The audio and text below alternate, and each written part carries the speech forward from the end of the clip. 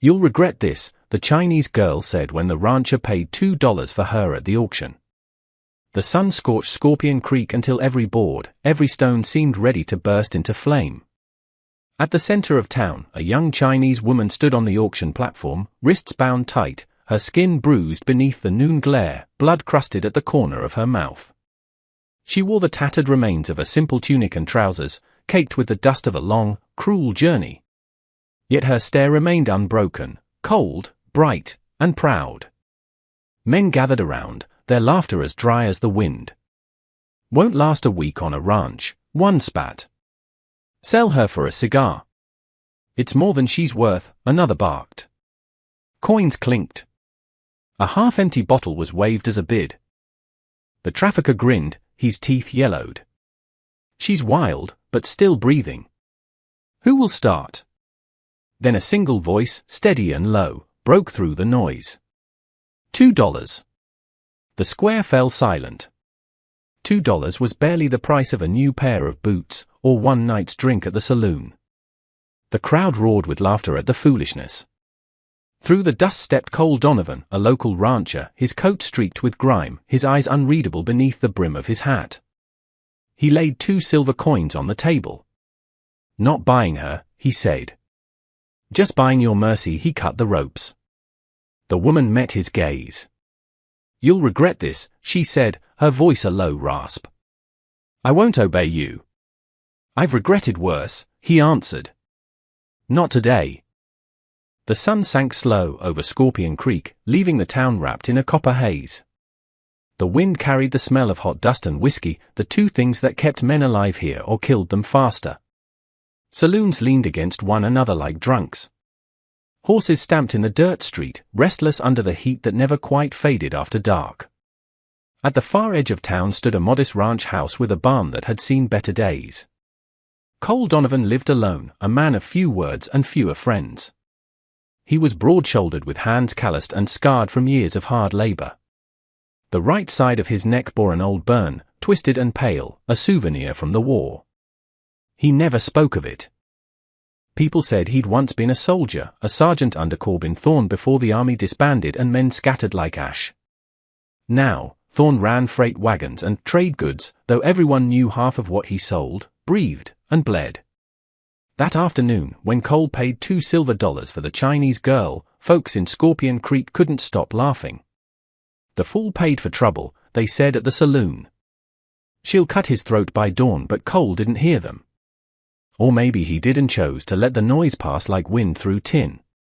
The girl sat outside his small porch now, wrapped in a blanket he'd left by the door. Her name was Mai, he learned only because she muttered it once, half asleep, as if reminding herself who she was. Her wrists were raw from the ropes, the marks would scar. He brought her a tin cup of water, said nothing, and went to check on his horses. The place smelled of hay, leather, and sweat. Every movement he made was measured, deliberate, like a man performing a penance. He didn't look at her, not until she spoke. "Why did you do it?" He kept mending a piece of tack. "Because someone had to." She gave a dry laugh that held no mirth.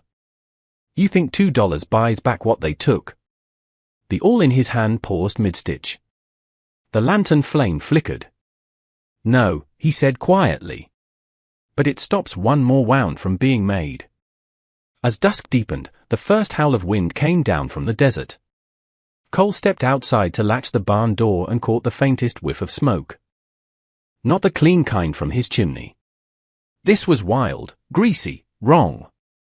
He turned toward the corral. Fire tore through the haystack and the stalls in a breath.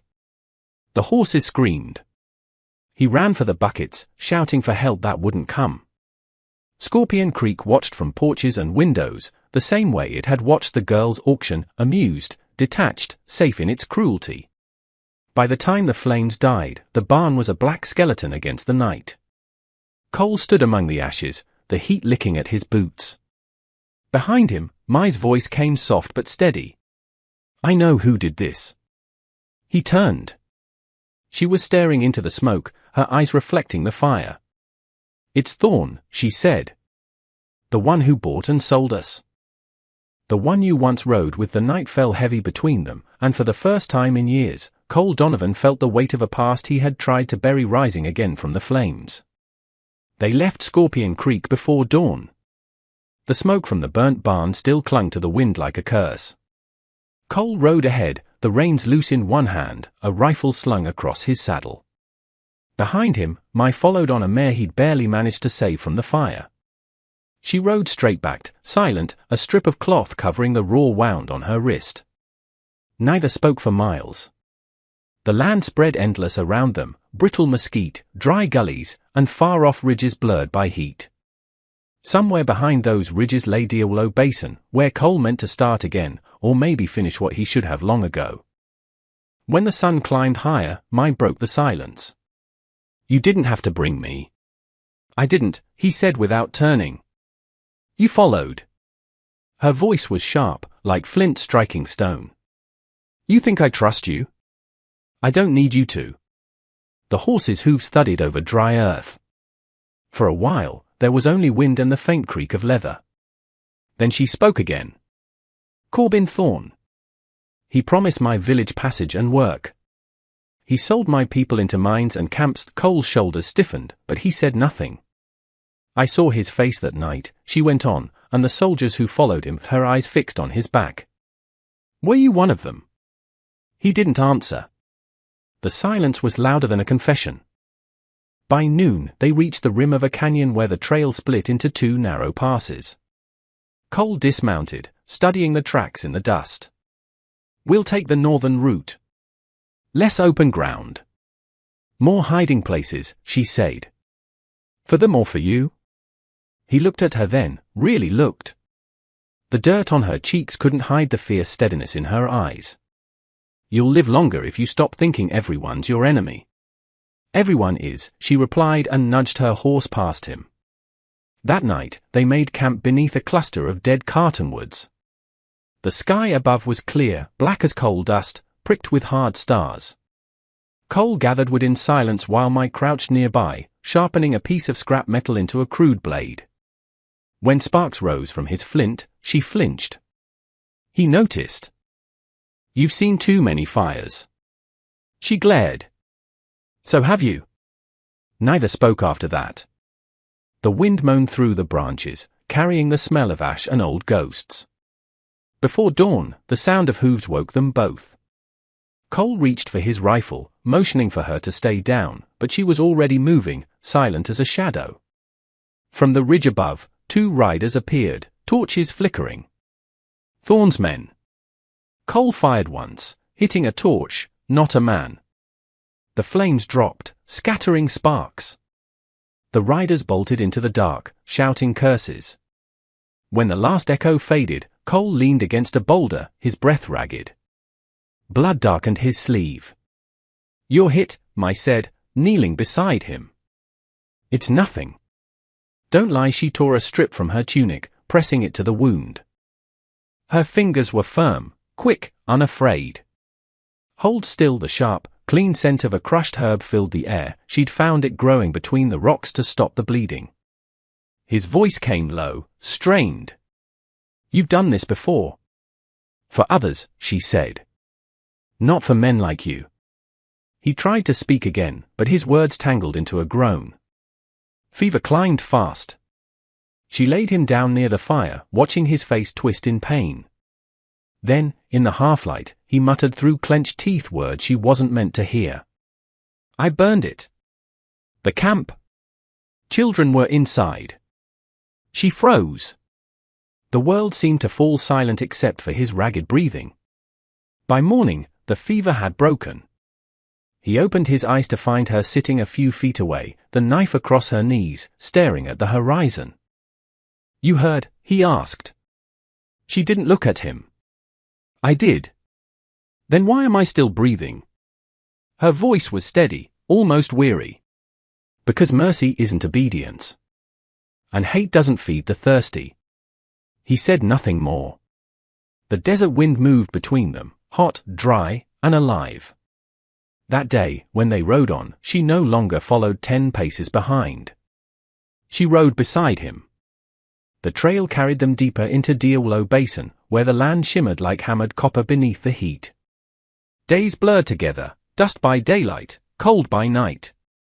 Yet between the stretches of silence, something fragile began to form. An unspoken rhythm. A quiet endurance shared by two people who had run out of places to hide. Robert rarely spoke unless he needed to. He rode with a careful, controlled precision, a man afraid of sudden things. Mai moved differently, alert and fluid, her eyes scanning the horizon like a hawk. One morning, while he mended a broken rein, she crouched nearby, watching his hands. "You work like you're praying," she said. He didn't glance up. "Maybe I am." "To who?" He paused. Not sure he listens anymore. She smiled faintly, not in mockery, but in recognition.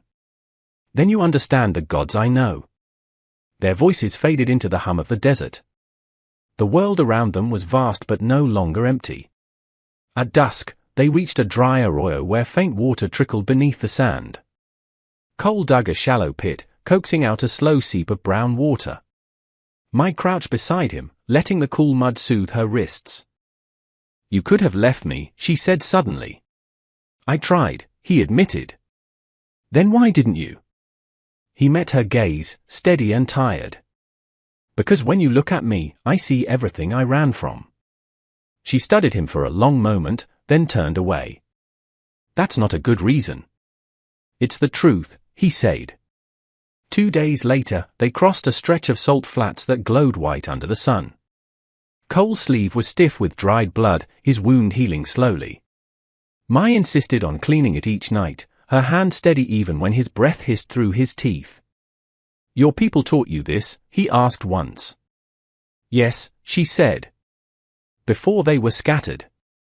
He watched her wrap the bandage with careful precision. "You were a healer." Her eyes flickered. "I was a daughter, that was all," she said.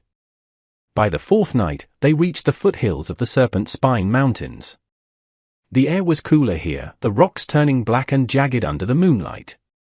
Cole slowed his horse as they approached the broken ruins of an old railroad camp.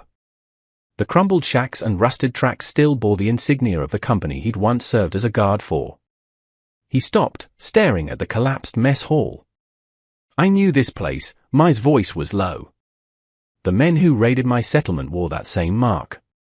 He said nothing, only dismounted and walked to the base of a shattered signal post. His hand brushed a length of rusted chain. The sound it made was hollow, like the echo of a past that refused to die. She watched him for a long while. Then asked, "Why did you follow orders like that?" He didn't turn. "Because I was too young to know what cowardice looked like." "And now?" "Now I know it by name." Their eyes met across the ruins, heavy with truths neither could soften. They made camp in a narrow ravine. The firelight flickered over their faces, one weathered, one scarred by survival. "Do you ever sleep?" Cole asked. Mai sat near the edge of the firelight, polishing a small, smooth piece of jade tied to a leather cord. "When the fire burns low, that's when the dead come," she said. He looked up. "Then maybe they still need something from us." A few minutes later, she held out the jade token. "My father gave this to me before they took me." Cole stared at the carving, then at her. "Keep it." "I don't need reminders," she said. He picked it up anyway and handed it back. "Reminders keep you human." She took it, not to argue, but because his voice carried the same exhaustion she felt in her bones. When dawn broke, they prepared to leave. Mai glanced toward him. "You'll find him soon," she said. Thorn, she nodded. "And when you do, what?" He hesitated. "Maybe I'll see if redemption has a face." She studied him as if weighing the man against the words. "If it does, it's never the one we expect." They rode on without speaking. The sun climbed, the land widened, and the distance between them finally began to feel less like a wall and more like a road. The path through the Serpent Spine twisted like a scar. By the time they reached the canyon mouth, the light had turned copper. Cole crouched, touching the dirt. Boot prints. Fresh. "They're close," he said. A sudden echo of voices.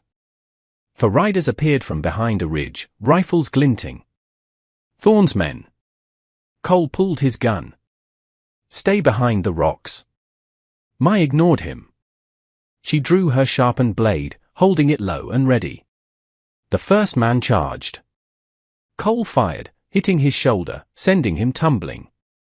The others fired back, bullets sparking against stone. "Shoot to kill," she shouted. He reloaded calmly. "I'm done killing her." Bullet grazed his thigh. He stumbled, rolling behind a boulder.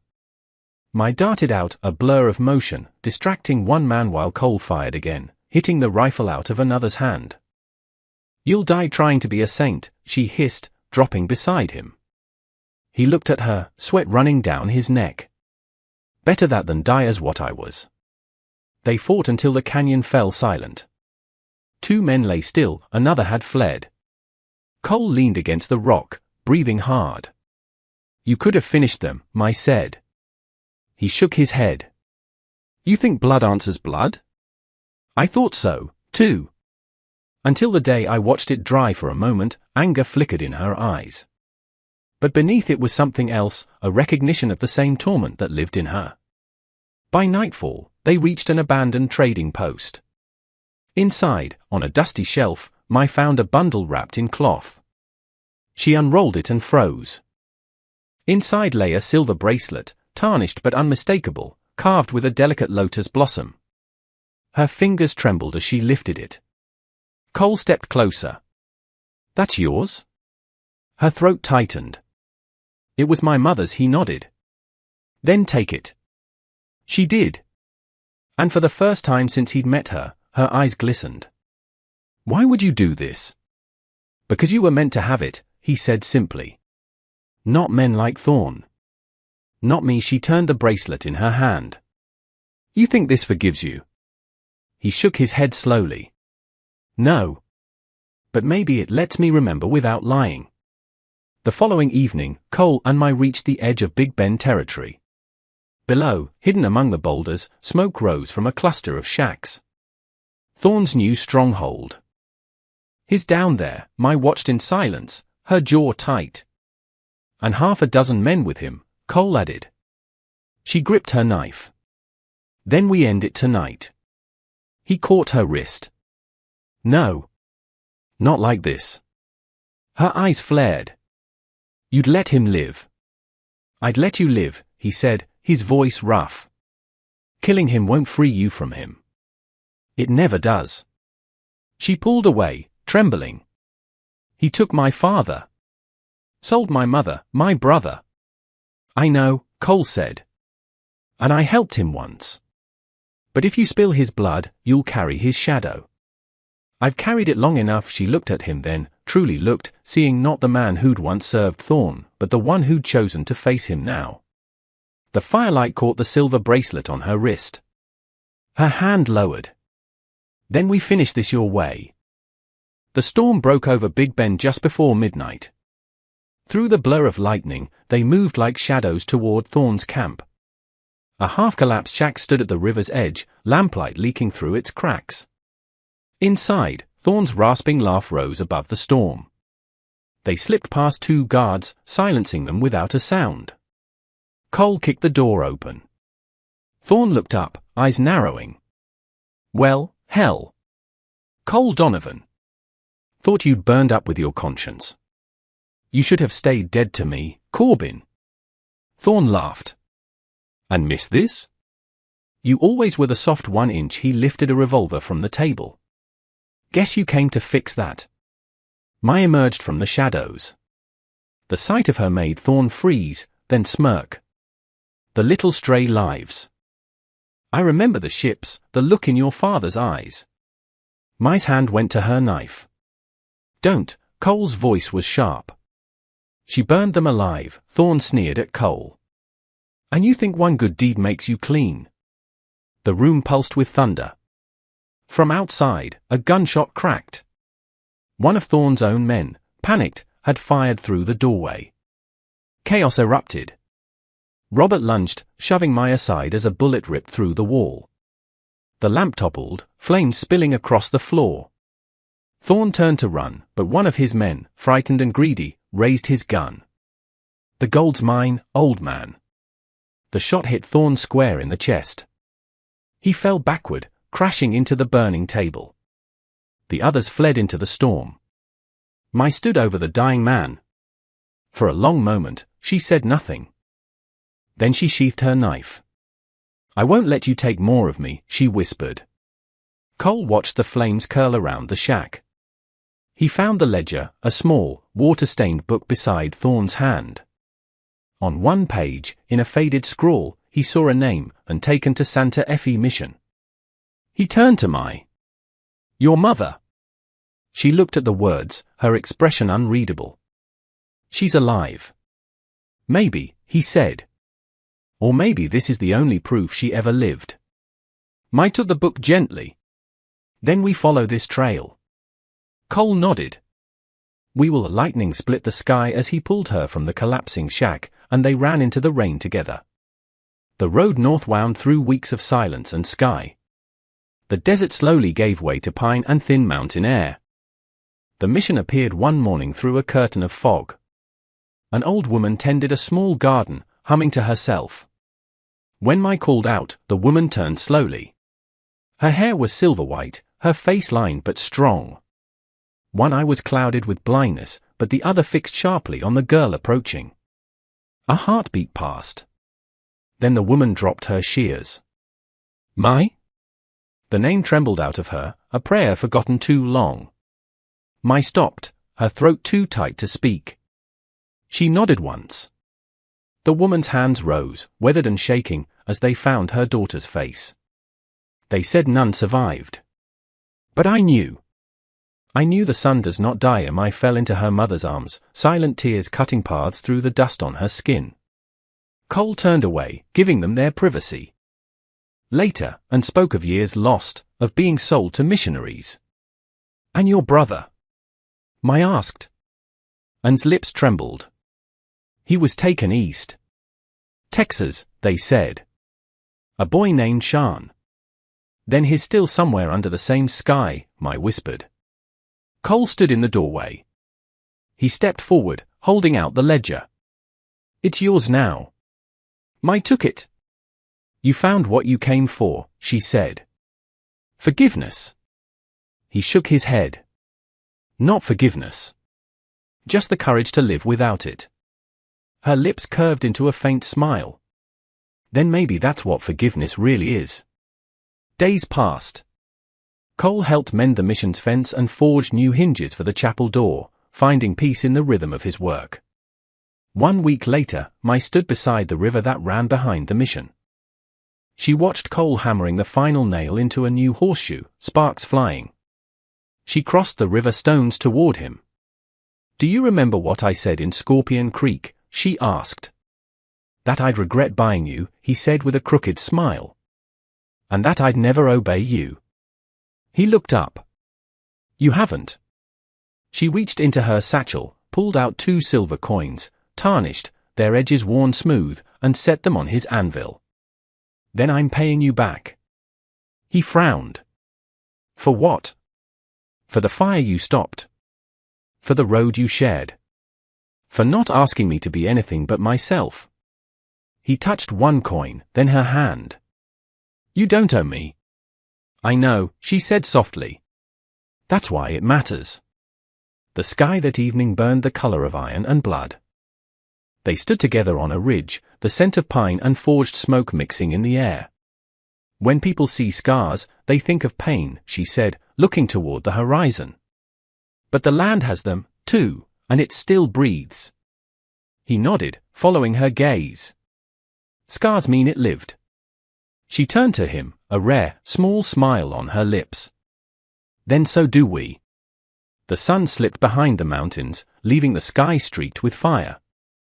In its reflection on the river below, the world seemed to burn again, but this time it was a gentle, cleansing flame. And for the first time since Scorpion Creek, both of them let it burn.